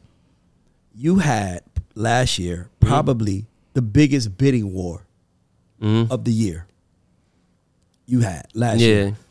Yes. A bidding war that landed her on a Money Long on a major label, and then it felt like once she got to a major label, they ran her for hours and hours, but all the motion stopped. You want me to talk about that? I just want you to talk about it because I don't even know the question I want to ask, but I got to talk to you about it. It's two sides of that. It wasn't really a bidding war. It was, JR, what do you want? You know what I mean? And I basically picked where I wanted to go. Like you put out the whole major label system in front of me, and I said, this is the only place I'll go. Yes. Now, this is what I want. Are you going to give it to me, yes or no? You know, so we didn't really have a bidding war. It was just, what do y'all want? Where do y'all want to go? Yeah. On the flip side of that, what happened afterwards, it's still a sensitive topic, not for me, but No, that's what I'm saying. But I know that. That's what I'm like. yeah. But Well, I it mean, can't long be a story- sensitive topic if it's long story- if it's yeah. obvious. Yeah, long story short is we parted ways as far as working day to day. So Money Long now has a new team. Well, she has a new team because I think she switched teams. Your Shaka managers are now. Yeah, she switched teams again. But the team that took her to that point is no longer working with her. And you know, Def Jam's team did take over, but they're not our team. And so that's just simple as that. That's the difference. Got you. Okay. Yeah. I just want to ask that because I feel like I think she asked me to call her Money Long, not Priscilla. Yes. Money is very, very special. And what happened to her happens to every artist that walk into a major. They walk into it for some reason, their motion stops. Yeah. And it's like something that we don't talk about, which is weird to me. I think the normal reason in this situation, it was just a team switch. But the normal reason that happens is because they get there and they think that the label has the magic touch. Yeah. But what got you there was the magic touch. And so you have to keep doing what you've been doing. The label is just there to help assist and boost. You know, they can't create. You're the creator. Yep. You got here because you're the creator. Keep being the creator, and we're gonna back what you're creating. Yes. Most people go to the label and think, oh, like I'm passing the torch. No. Like, okay, here, it's your business now. And that's what I really wanted to get at. Yeah. It was just art. It's something about an artist mentality. You know what it is? It's something about an artist that is like, did you hit what's your Super Bowl? Like, what's your Gatorade moment where you win? Yeah. Like, some artists, I think their Gatorade moment is signing the deal. Signing a deal. Like, and getting $1 million check and like thinking that this is life-changing money, not knowing that you can get that 10 times over if you do your job and don't stop. But I feel like that's their Super Bowl. Like, I signed the deal. I got, like, how many artists have signed deals and lost? I think that played a part in this. You know, money definitely looked at that like, oh, this is the NBA. Yep. Like, I'm going to the major leagues. And it wasn't the money, because she already had money. She had signed deals of that magnitude already. She's one of the greatest writers of our generation. You know what I mean? So it wasn't the money that changed anything. She been having money. Yep. You know what I mean? So, but I do think that she looked at them like the NBA. But the thing about it is, like, a label is just a group of people. You know what I mean? So you went from one group of people to another group of people. That's all that happened. Just because it says Def Jam don't mean they have some magic. They're just a group of people that work for Def Jam. Yep. You know what I mean? And so that was the sort of realization that, you know, her career has come into, is like, okay, I went with this group of people and they aren't the group of people. Yep, exactly. I just wanted to address that because, and then something else I want to address. You said it's hard. You said something earlier when you were speaking on like artists you work with. I don't think it's hard. I just think that you have to find an artist, because your business success for your company thus far probably will be Priscilla, right? Money Long. No. So she's not the biggest artist you work with for the new company? I mean, even Kemp is bigger than her. Kemp sold more records than Money Long. Kemp? Money Long is only 2 times platinum. Okay, who's Kemp? Kemp has 6 platinum records back to back. Yeah. No. I'm talking about this new iteration of you doing a distribution partnership. Okay. Yeah.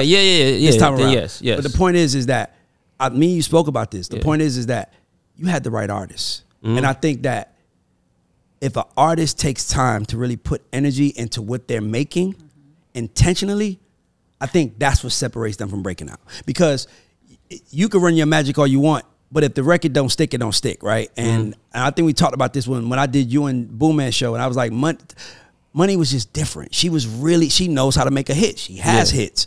I think that it's not hard. You just have to make a hit and work with the right people. It's extremely hard to break in this industry. I mean, I've done it multiple times, but that's only because it's all I do. Yep. I wake up and I breathe this shit. Me too. Most people, that's not their life. But if they do that, they have a great chance at winning. Yeah, anybody can do it. I'm not saying that anybody can't do it. I'm just saying that everybody won't do it. Exactly. You know what I mean? That's why we only get so many stars, because it just takes a whole lot of effort, a whole lot of brain power, a lot of luck. Yeah, because I mean, the stuff that happens in my business, man, I always attribute it to God. I tell my artists, we just waiting for God to put His hands on it. You know what I mean? I always we the same way. I tell my artists the same. I'm like, you got to give God a chance to enter. Yeah. So don't bust your nut. Don't if you got 10,000. How you go from you gotta give a chance? Always.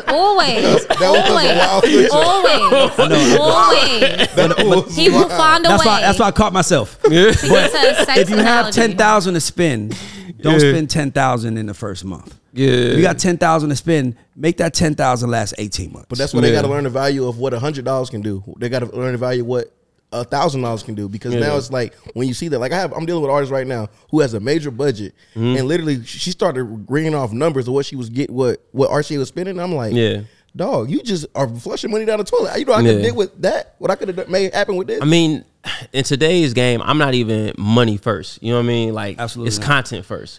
You don't have anything to spend on if you don't have great content. And I shouldn't even say great content. If you don't have content that's working. But great, because you can shoot it and think it's great, but it come out and don't do nothing. It don't cost you $20K to shoot great content. Great content can be free. Exactly. Most of our great content is free. Like Manny Wells right now in the past week has reeled off 3 videos that did 1 million views on his page, and some of them 2 million. Those videos are free. He shot them on his rooftop.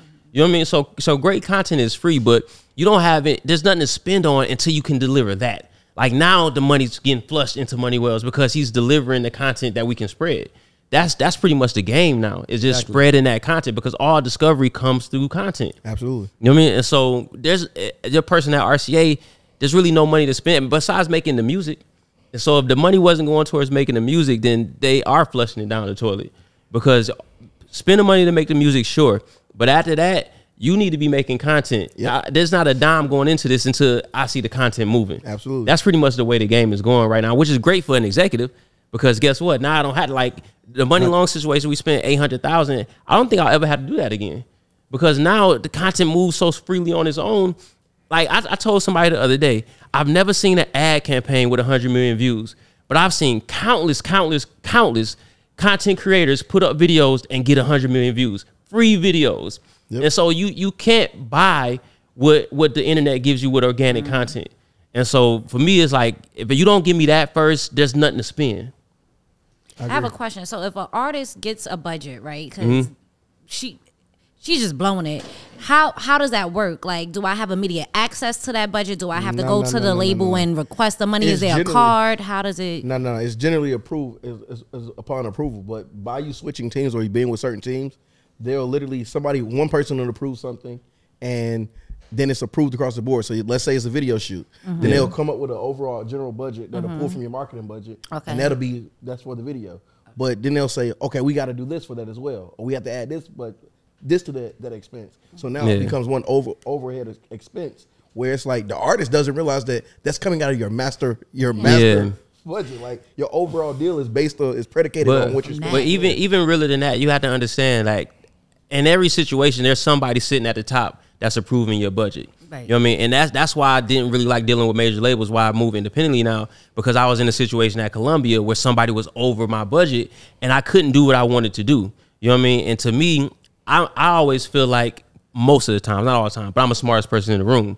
You know what I mean? And so, honestly, if you don't want to do this, I'm going to go find a way to do it. Right. You know what I mean? And so, for me, somebody being over my budget is just not an option for me. You know what I mean? But any situation you're in, there's one person. You may have a group of teams, but there's one person that's a yay or nay whether you get that money to do X, Y, and Z. And so that's why I don't like being in label situations. But artists have to understand who's on their team. That's first and foremost, because if you go in there being mean to X, Y, and Z, this person next time your budget come up, oh, she don't need that. Because she's treating me shitty. You know what I mean? So you go back to now you're not, it goes back to service. Now you're not getting what you need to get because you've been an asshole to these people. But artists don't understand that. This goes for the young executives as well, right? If you got project managers, and this is how you actually elevate in this business, right? You got project managers that have relationships outside of this where they realize what their artist budget is, but now they're going and pulling out. They're like, I got a friend that Token Carry. Now that friend at Tone K is like, I got you $10,000 for this video. Now it doesn't come out of your marketing budget. Now you have outside sources that are. But if you're assholes to your project manager, you assholes to the people that are in the building. You don't make friends. Why the fuck would I care? I don't care. Yeah, I don't care. They shelf you or drop you. I don't give a damn. Facts. Yeah, so I guess the key to budgets is not being an asshole. Customer service. Here we go. It's all back to that's the key to budgets. Hey, listen, that's the difference between the rich and the poor. That's the big difference. Okay, so I'm gonna move on to American Godfather section. Everybody here is fathers, so this should be good. So a Florida teen who beat a female teacher unconscious after his Nintendo Switch game was confiscated at school pled guilty to a crime on Monday, and he faces up to 30 years behind bars. I want to talk about parenting and video games. You have a son. Do you have? I got 2 daughters. Oh, are they in the video games yet? Nah, they're too young for that. Okay. Yeah, daughter. I got daughter. Yeah, okay. Well, girls could play video games too, but they play video games on their phone, apps on their phone. So how do? All right. So what advice would you give to? My daughter's 2. My daughter, when she was 2, she was playing apps on the phone. My daughter had iPads when she was 2. Yeah. She runs shit. Yoki runs the castle. What advice would you give to parents who are struggling with trying to get kids to kind of deactivate from these devices and are like really struggling with kids being? You be a good fucking parent. Take your kid outside, man. Take your kid on. These kids don't want to go outside. You can't ask a question and do that to me. You like, I mean, damn, Tamara, he ain't get the answer you wanted. Hold on. You said kids don't want it. Like, when I was growing up, my mom, it wasn't like if we were going on a family trip, we're going on a road trip. It's not you don't want to go. Get your ass in the car. I'm gonna tell you, I used to be when I was this age, right? I was like 12. I was addicted to wrestling. WWF. Oh my God, I loved it. You know what I mean? It's all I cared about. The Hardy Boys. And so I didn't realize this until it was already over. But my dad started taking me out the house on the days that wrestling came on. And I never caught on, but eventually I stopped caring about wrestling. And he told me later, he was like, yeah, you know, you don't watch wrestling no more because I never had you home when wrestling was on. And he told me after he had already pulled me out of that. And so I think in this situation, in the times where your kids play video games, pull them out of that and take them elsewhere. You know what I mean? But don't talk about it, because if they know what you're doing, then you're screwed. But if your kids come home from school and they go straight to playing video games, okay, well, have some activity for them when they come home from school. That's how I got tricked out of it. Example, like, so in being a great parent, like we're in this place now where you can turn stuff into content. If your kid actually shows an interest in video games, teach them how to code a video game. Teach them, buy them the equipment to learn how to turn it into a business, because it's pointless to have a lazy ass kid that's just sitting there playing video games and not actually getting anything from it. Where it's like, if you want to be a good parent, you want to be a good person, teach them a trade, teach them a skill. I'm gonna say this: the problem with the world is that kids ain't afraid of their parents no more. My kids are afraid of me. Let me tell you something. No, hey, guess what? I got daddies on the couch. I'm just saying, you can tell the difference between the child that was raised with their dad in the house and the child that's raised without a dad in the house. I will fuck my son up. Don't play with me. My son, obviously, he comes from the world where he has access to things, and sometimes, you know, friends will come over, cousins will come over, and the little inklet of him acting like a rich kid. And by the way, I don't pull him to the side. How old are your kids, right? My son is 14 and my daughter's 6. Yeah, I gotta ask you about that, because I'm seeing the signs in my kids already. So but I gotta figure out how to get that. I'm gonna tell you something. Let me save you some time. I can't do a job. I don't know tell you about little girls.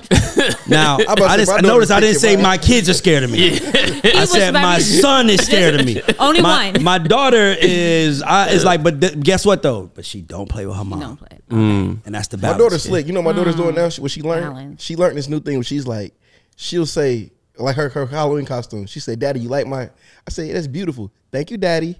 Yeah. And then she'd be like, "Can we go get cookies?" Yeah. They know how to work you. They know how to work you. You know what? I'm telling y'all, I was scared of Lorraine.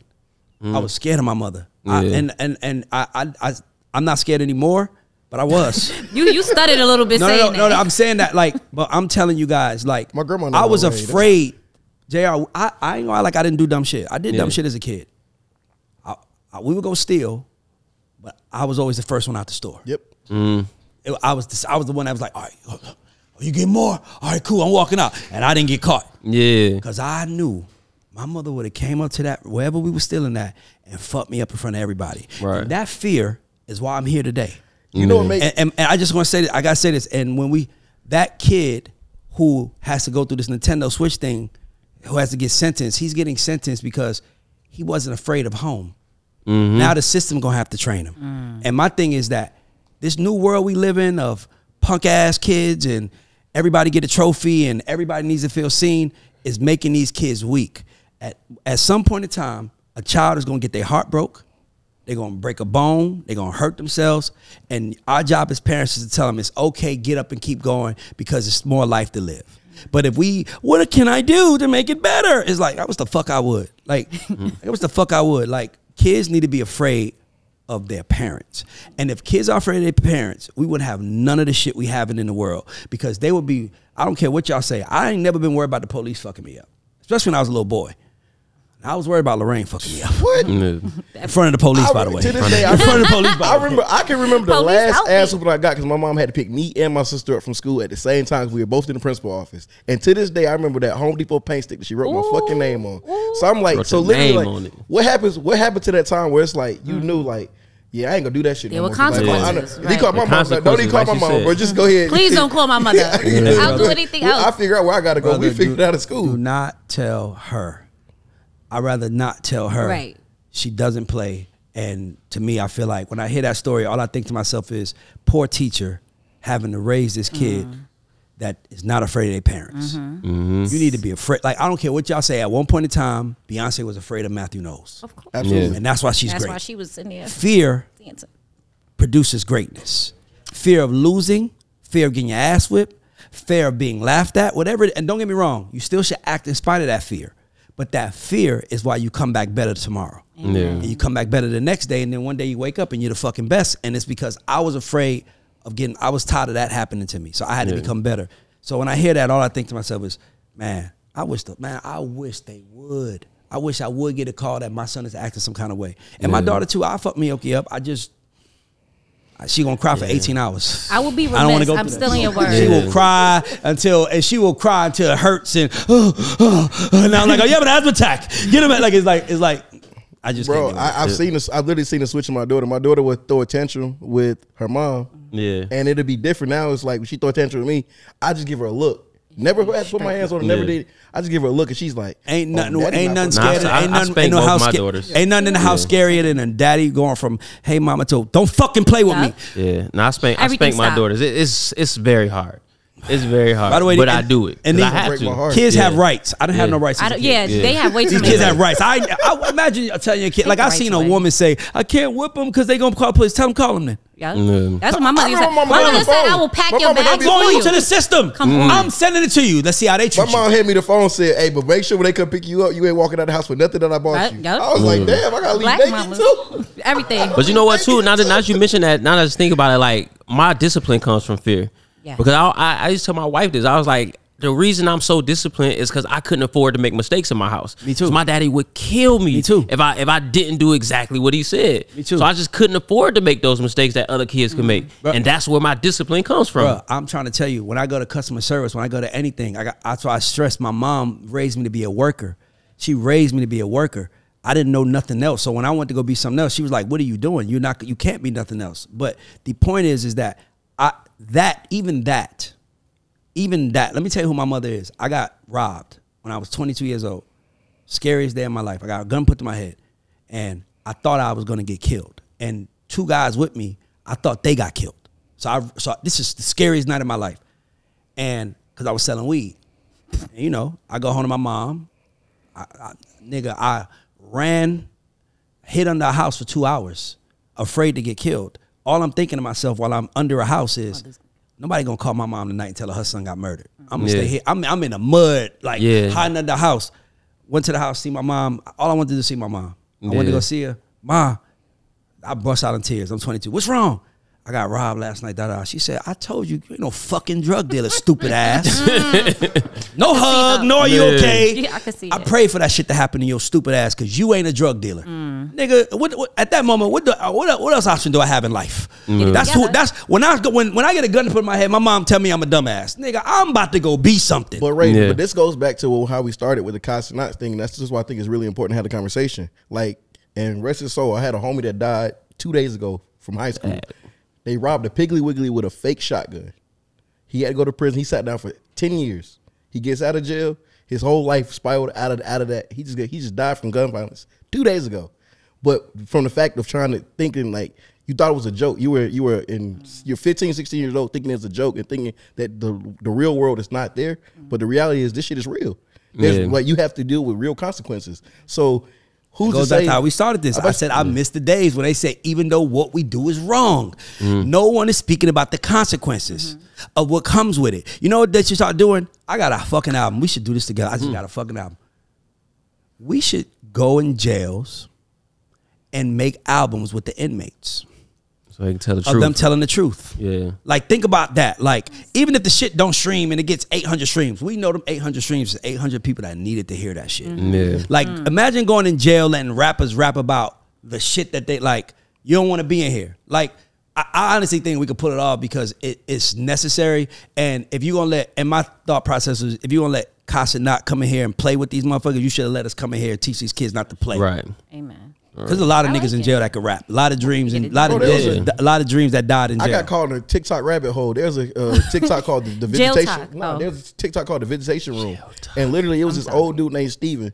Bro, he got locked up when he was 17 in Louisiana. He spent the longest time in Louisiana State Prison. He spent 63 years in state prison for some shit. He was like, it was a petty offense in 1958.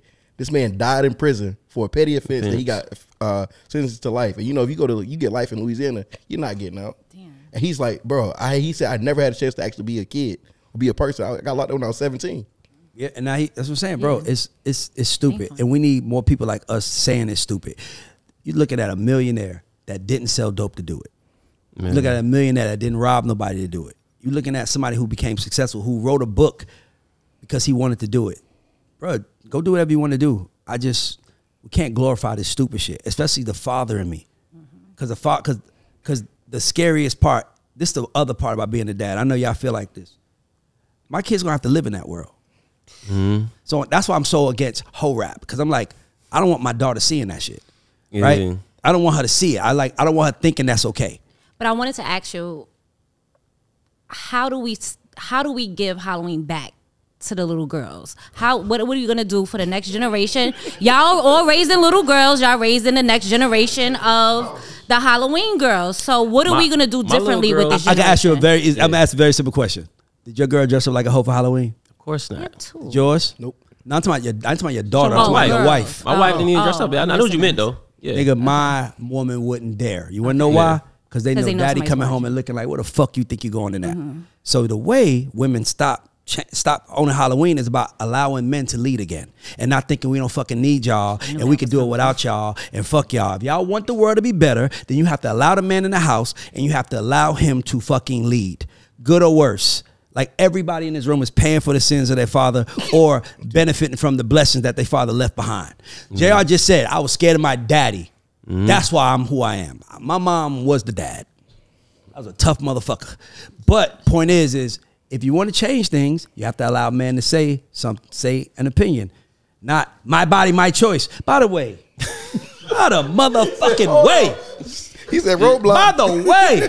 You seen that shit, There is a NBA player. Oh, Lord. Whose wife said to him, bro, I ain't gonna lie, that made me not like women. It was Can I tell you why? Because I don't care. We had a little. I was frustrated earlier today. We was in the office. Our pre-production meeting. I was frustrated, but I would never disrespect nobody. I will never disrespect you because I'm frustrated with you. I'm gonna ride with you because you on my team. Baby girl, you better off leaving. You gotta go. Like the fact that this man was a #1 draft pick in the NBA, and now he has to deal with his wife putting his business out. We need the money. Baby, goddamn, baby. Like, bro, let me tell you something. We have to, all of us have to take and count who we lay next to, bro. They will be the greatest blessing to us or the greatest hindrance to us. And I'm telling you that dude, Joe Smith, my nigga, run. Yeah. Run, my nigga. That brother looks like he was like sad as hell too. Like, damn, like, I can't even do nothing about this, right? Like, but she didn't even have a conversation with him to tell him he had to find out on his own. She's filming as she's talking to him. And she's filming. Nigga, how many niggas you think from that one video went on her OnlyFans? Right. No, I want to see this motherfucker. I want to see what she doing. She made money off that video for sure. Nigga, she turned to you. But marriage is supposed to be a unit. It should have been a conversation before you even started that. You know what I mean? Before I shouldn't have to find out. You know what I mean? We should have talked about it, say, hey, baby, we're struggling so bad. You know what? I think I'm going to go back to what I used to do. That should have been a conversation. And of course, I would have said, hell no. But my question it should have been a conversation. What are you doing on there? Why is that an option? No, what are you doing on there? By the way, But they wouldn't even have got that part. But my thing is, are you showing your body? Are you fucking another man? It's a lot of things I need to know what you're doing on OnlyFans. I'm going to just say this. I would have got a job first. Right. If it came to that, I would say, you know what, baby? I'm going to go get a job. That's what I'm saying. Guess why what? is that the option? That's why the man got to be the leader. That's why we're supposed to have that conversation. Okay, we're struggling. You know what? I'm going to go get a job. And not only that, when I was up, you listened. And that's the problem. If he was still bringing the money, she would listen. And to me, let me tell you something, ladies. Your pastor don't give you shit. You listen to him. Your boss doesn't pay you. Your boss, you get paid for your work you do for your boss. They're not giving you money. You will listen to your boss, your pastor, your therapist. But let that nigga say some shit you don't agree with. It's a fucking rap. So if you want to give Halloween back to the kids, if you want to kill hoe rap, if you want to kill all of the hookah and restaurants, if you want to kill all the bad shit going on in the black community, all of it, give it back to men. Bring the family unit back together like it's intended by God to be. with the man at the head and his woman right by his side, and he's leading her. If you want to change the world, that's what we need to do. If you want to change the black world, that's all we need to do. Did you see that video of the beautiful young white girl who was 19? I put it in our group chat, and she said that my man should not be punished for telling me the truth.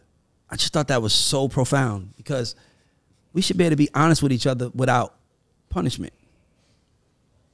I just want to put that out there. I want to tell you the fucking real. Your partner should be the one. If the person you're laying with next to you every night can't be the honest person with you, besides your parent, who is gonna tell you the truth? They should want, only you want the best for yourself. Nobody's gonna want better for you more than you. We know that, right? The next immediate person should be the person you're doing life with. So if the person you're doing life with can't tell you the truth, then how you gonna be regretted? How you gonna get there? I just want to say that. I just don't like that she said, you know who I was. Yeah, no, this is bad. That was hard. I hated that because but that's what it's been however many years it's been. And you haven't grown from that. That's when I'm gonna leave.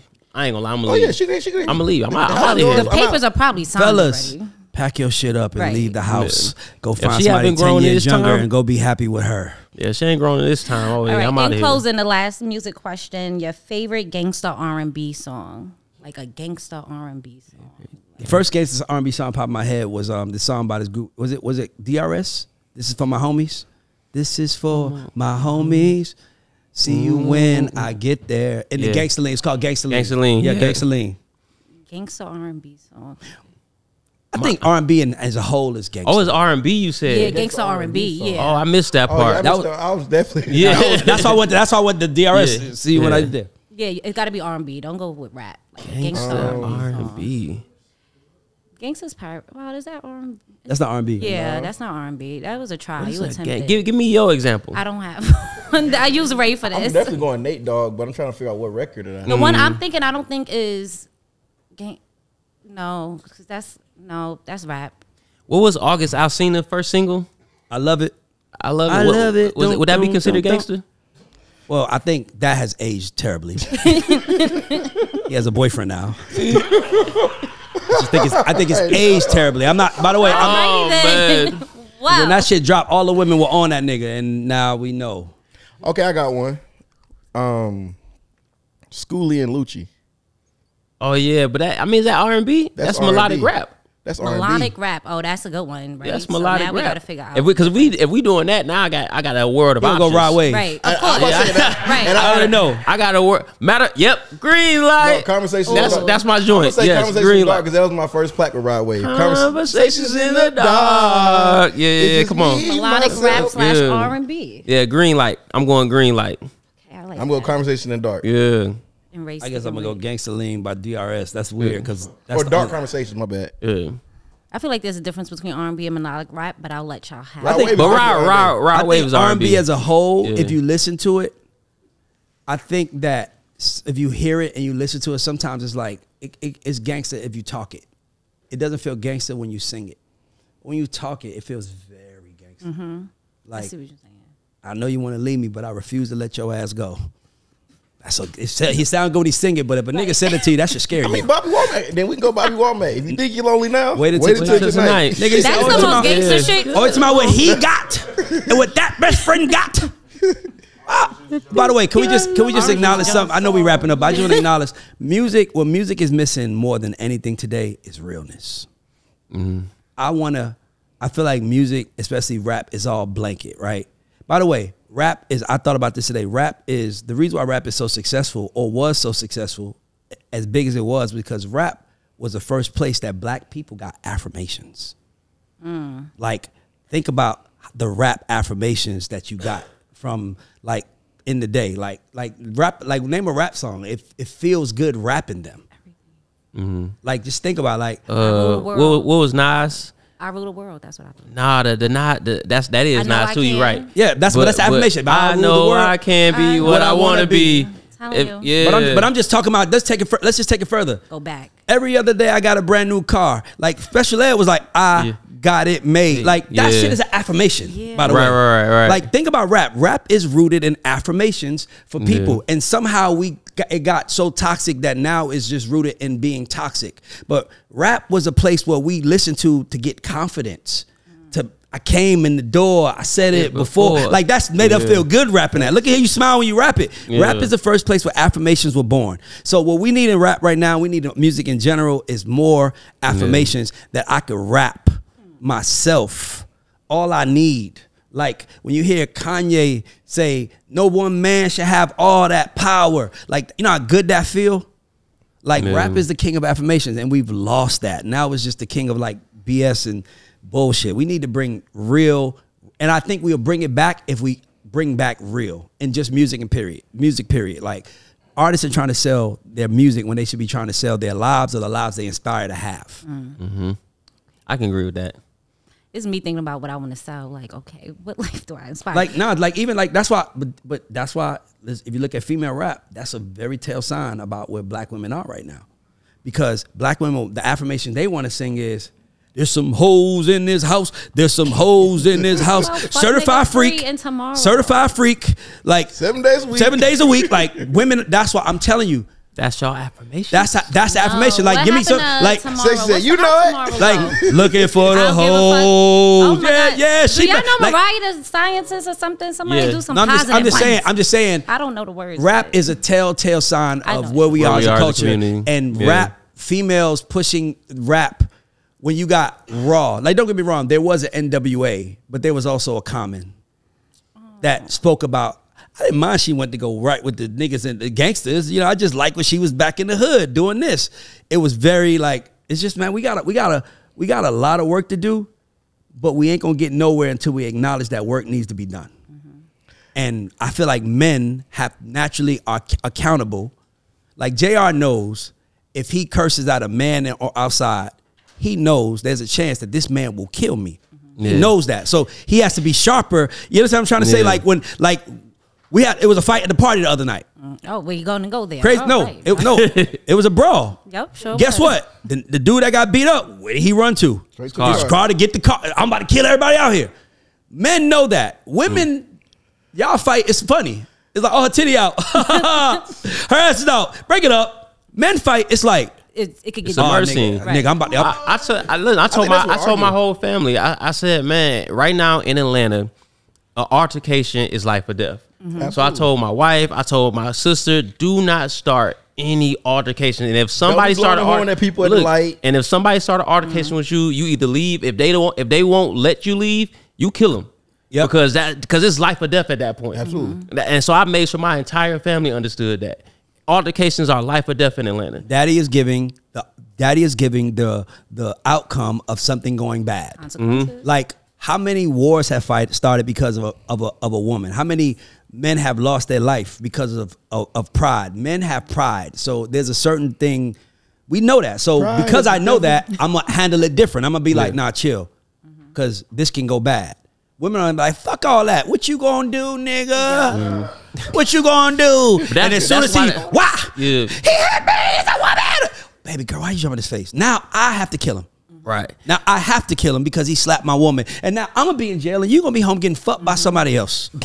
But so unfair. You see in my so unfair to be a man. I'm trying to tell you. You see in my story, I was speaking to the women because they are usually the ones who start the altercations. And I think it starts from even a simple level, right? You can be at a restaurant and a woman will argue. You say, "Baby, it's fine." She be like, "No." The point has to get has to get made. She has to get her point across, and you like, "Bro, just relax. It's not that deep. Like, we gonna get it figured out. It can be fixed." Where I think women don't realize that shit can be fixed. It's easy. I'd rather have an easy fix than a hard fix of now. Like Ray said, now I had to shoot this nigga, and now I'm going to jail. If somebody hurt your woman, you gotta do something, and it has to be dramatic. We know that. So, baby, be quiet. Yeah, calm down, please. Like if he slap you, now I gotta stomp him. I have to stomp him out. I have to make an example of him. Yep. I gotta let the world see this. What happens when you touch somebody with me? It's just too much weight on it. That's why it's okay to just walk away. Amen. That's all I'm saying. I agree. I tell him walk away. By the way, thank you, JR. Yeah. This is we got so much going on. I'm not even. Shout out to our sponsors. Shout out to our sponsors. Shout out to everybody. Like, share, comment. Please do that. That's the only way we're able to keep this content going. It costs you nothing to do that. So just do it for us, please. I'll ask for, when you see me, tell me you did it, and I owe you a hug or something. I don't know. But like, subscribe, share, everything. Shout out to our sponsors, Yoko Vodka. Shout out to our sponsor, Toten Carry. This is the Culture Report presented by The God Show, and we are out. Go buy the book. Oh, yeah, by the way, before we go, Timeless. buy this brother book. Yes, sir. Buy this brother book, not because you want to support this brother because he's a black man doing it, but because he's a black man who became very successful, and he's given you the tools to become successful too. So you're not supporting him by buying his book. You're actually supporting yourself by buying his book. Gotta get the narrative right, because sometimes we be with the whole support. I don't want you to support it because you want to win in life and you want to be in the music business. Support it. Let's invest in yourself. This 10 Artist Commandments. Yes, the 10 Artist Commandments written by J.R. McKee. This is the God Show, and we are out. Boom. That was hard. Mm.